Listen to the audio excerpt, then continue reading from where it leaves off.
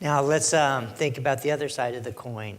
What's been some of your greatest frustrations or disappointments in terms of initiatives or efforts?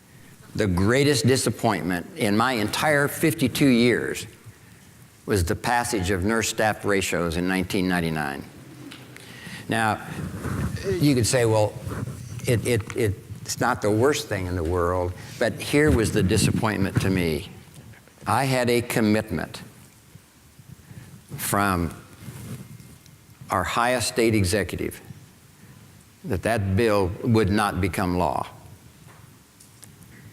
And on the very last night of the 30-day period to act on legislation, organized labor exerted so much influence that I received a phone call saying I'm going to have to change my mind.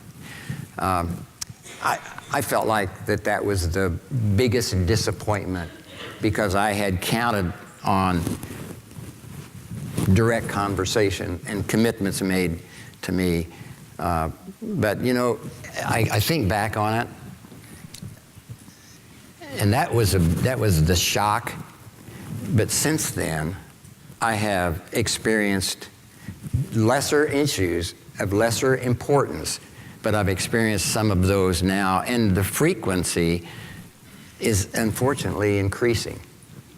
And it gets to some of the things that Ian talked about, but my conclusion is that people, because of instantaneous communications, because of all of the division that exists and the polarization, they don't have the same value base that used to exist. And so I think we're going to see as a way of life some of the inconsistencies that just didn't exist in the world in which I lived in earlier days.